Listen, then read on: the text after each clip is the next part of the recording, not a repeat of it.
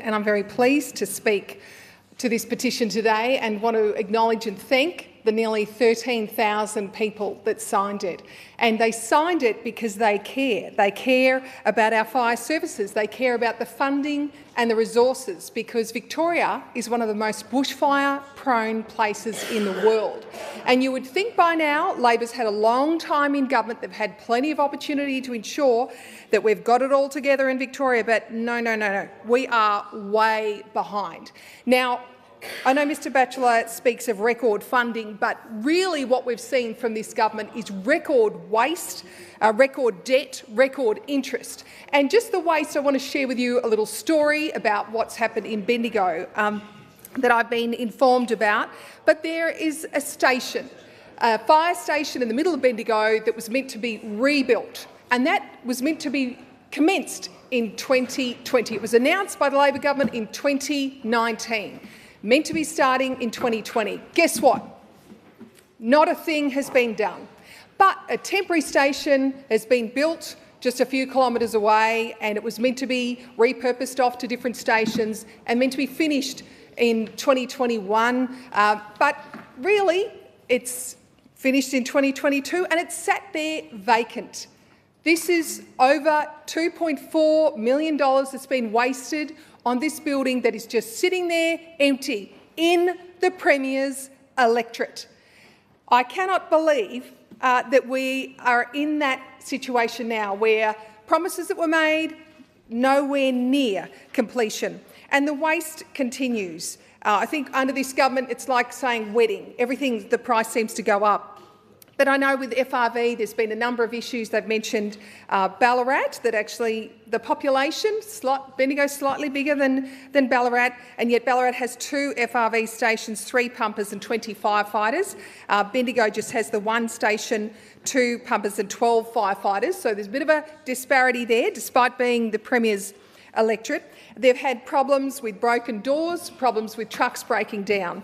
The same as I meet with our CFA volunteers. The conditions that they put up with is quite extraordinary. The fleet is so old, and we've got so many stations, 630 single cab tankers. Now that means the volunteers can't fit into the cab in the protection. They are exposed and put in often very dangerous situations. So we've got over 800 trucks that are now out of date, and we've got volunteers that don't even have hot water or the ability to clean their equipment at the station. No, lack of changing rooms, very poor conditions. That is what our volunteers put up with.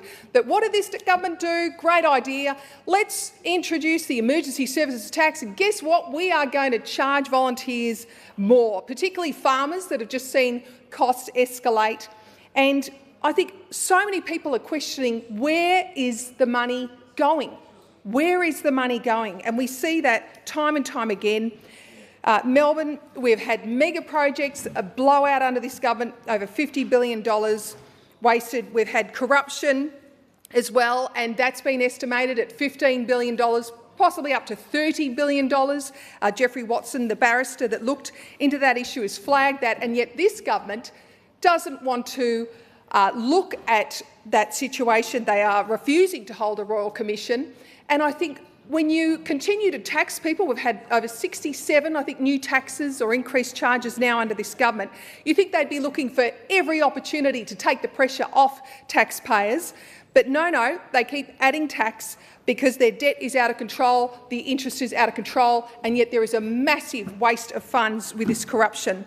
And even with the announcement this week about IBAC powers being expanded, well, guess what? It's just a working group that's being established, not actually going to do any changes until the end of 2027. So again, pushing the problem away, saying nothing to see here.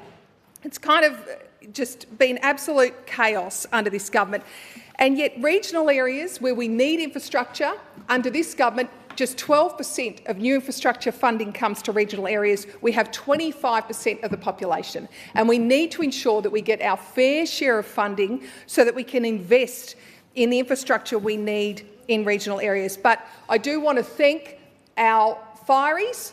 They do such an incredible job, and I'm part of the inquiry now into the bushfires. And we've heard from a number of them share their stories, but we just so appreciate that they're on the front line doing an incredible work to support our communities.